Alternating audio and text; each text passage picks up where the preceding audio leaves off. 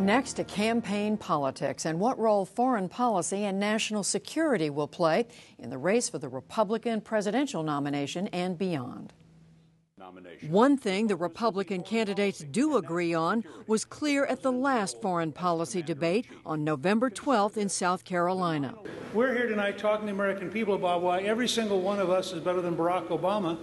The 8 contenders vying to become the next commander-in-chief say the current one has been a failure when it comes to foreign policy.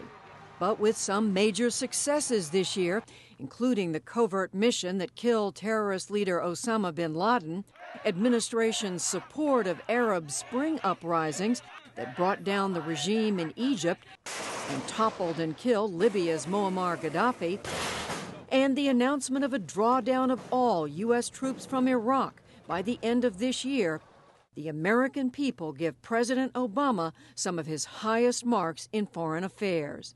A recent Gallup poll showed 63% of those asked approved of Mr. Obama's handling of terrorism. Another 52% were in favor of his Iraq war policy. That hasn't stopped the Republican candidates from attacking the president on the issue and showing their own divisions in the process. The front-runner, former Massachusetts Governor Mitt Romney, outlined his position in a speech at the Citadel in October. In an American century, America has the strongest economy and the strongest military in the world. Followed by former Utah Governor Jon Huntsman days later. The world is a better place when America leads. But the debates have shown a range of opinions on U.S. action in Afghanistan. Former Pennsylvania Senator Rick Santorum. Victory against the Taliban in Afghanistan is that Taliban is a neutered force. They are no longer a security threat to the Afghan people or to our country. To the plan to pull all U.S. troops from Iraq, criticized by most candidates. Huntsman and Texas Congressman Ron Paul support the complete Iraq withdrawal and a withdrawal from Afghanistan. On preventing Iran's nuclear ambitions. Congressman Paul, let me follow up with you for just 30 seconds. Is it worth going to war to prevent a nuclear weapon in Iran? No, it isn't worthwhile. But others support a more muscular approach. If after all of the work we've done, there's nothing else we can do besides take military action, then of course you take military action. It is unacceptable for Iran to have a nuclear weapon. I agree entirely with Governor Romney. If in the end, despite all of those things, the dictatorship persists, you have to take whatever steps are necessary to break its capacity to have a nuclear weapon. And on interrogating terror suspects. If I were president, I would be willing to use waterboarding. I think it was very effective. It gained information for our country. Still, some have made missteps along the way. In a September debate, Texas Governor Rick Perry, when asked what he would do if he got a 3 a.m. call saying the Taliban had gotten nuclear weapons from Pakistan. Well, obviously, before you ever get to that point, you have to build a relationship in that region. And that's one of the things that this administration has not done. And Herman Cain was stumped when asked about President Obama's handling of the conflict in Libya. Okay, Libya. First of all, I don't think you can take... Huntsman, a former U.S. ambassador to China, is the only contender with foreign policy experience. We can't just sit back and let China run all over us. People say, well, you'll start a trade war. There's one going on right now, folks. Well, the reality is a little different, as it usually is when you're on the ground. And I've tried to figure this out for 30 years of my career. The candidates will have another chance to discuss China and a host of other foreign policy issues for the second time tonight at a debate hosted by CNN in Washington. Joining us now to dig deeper into the foreign policy viewpoints of the Republican presidential field are Richard Norton Smith, scholar in residence at George Washington University, and Michael Gerson, a columnist for the Washington Post, who also served as chief speechwriter and policy advisor to former President George W. Bush. Gentlemen, it's good to have you both back with us. Michael Gerson, let me start with you. So we know they are all critical of President Obama, but is there an underlying philosophy for all of these Republican candidates? Well, it's interesting. On economic issues, they do generally agree on tax policy, on size of government issues. But there's actually a division, a philosophic division among Republicans on that stage tonight.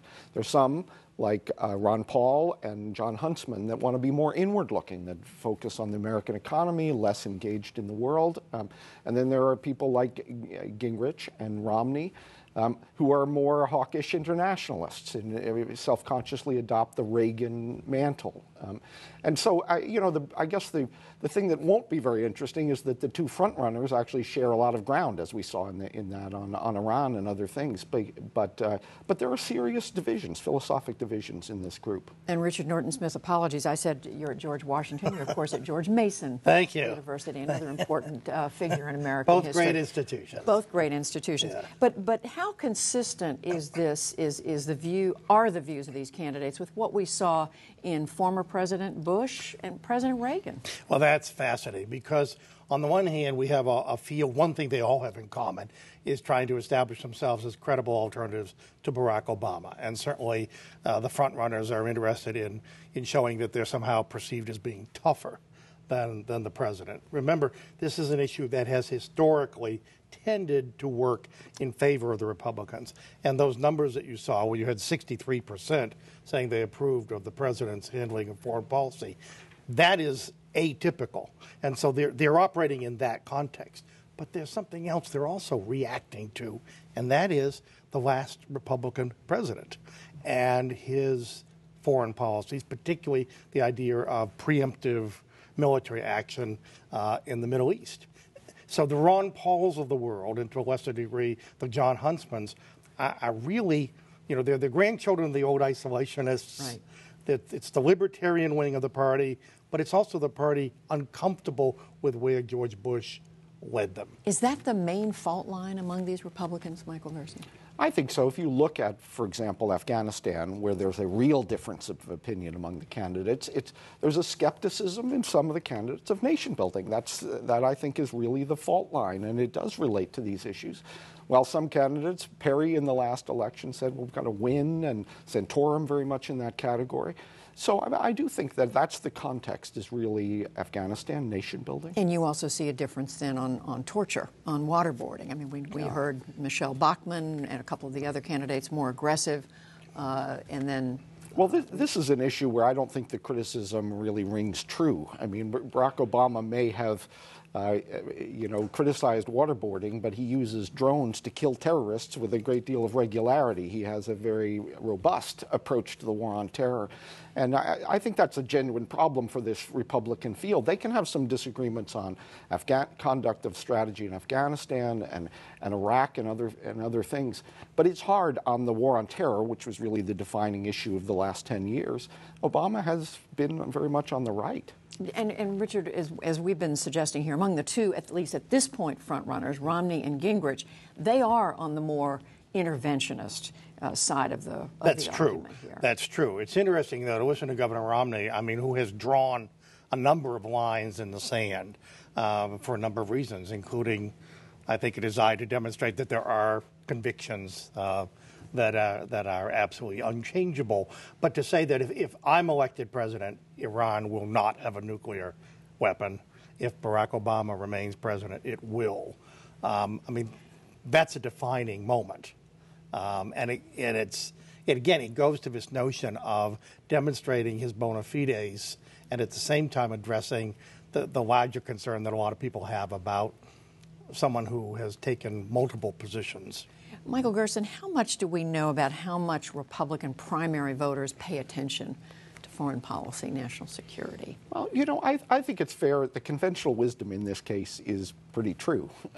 We face an economic crisis. I think the focus of the primaries has been very much, if people like Perry and Kaine have had their moments in the sun, if the argument was about foreign policy, they would not. I mean, this was a very different kind of debate. Now, that said, you have to say that Europe is going to really affect what our economy does. The candidates in the course of the campaign are going to have to deal with this. Iran is a big issue. That's going to be, I think, in the presidential campaign. And presidents are always surprised by history. You may run on domestic policy, but you're tested by the world, and it's an important qualification. And I think that Republicans, they make a judgment on gravitas, and that's part of the judgment.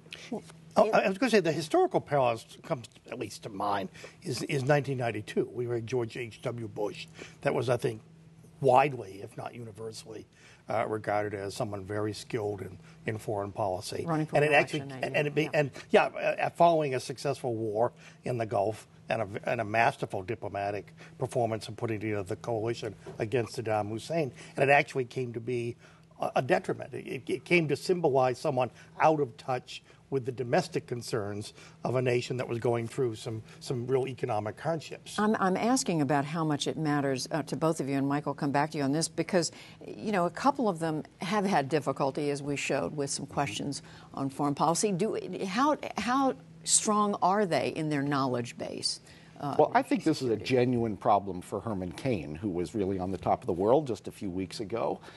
He has made some serious gaffes, particularly on Libya. And I thought it was interesting this week. He made the claim, I don't need to know about foreign policy because I'll pick the right people. And the person who criticized this last week was former Secretary of State Condoleezza Rice, who essentially said, well, you don't have to be an expert on these issues, but you have to be intellectually curious. You have to learn the issues in the process of this campaign process. And so I do think that it's hurting Cain. Tonight, he has to seem like he has some mastery of these issues in order to, I think, remain a viable candidate.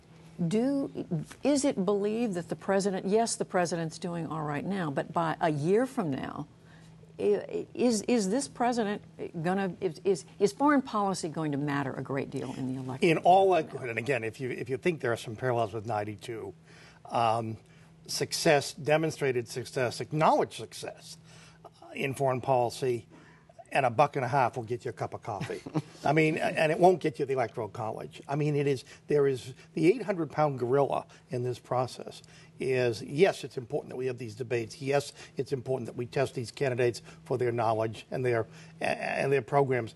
But in the end, it is highly unlikely that a great many Americans will base their vote upon foreign policy. But quickly, as you just said, Michael Gerson, these issues do matter. What happens to the Eurozone? Right. No, they do actually matter, and they matter to some subgroups. So, you know, Republicans have generally been hostile to foreign assistance, for example, which is not inconsistent with their recent 10-year history, where a lot of achievements there.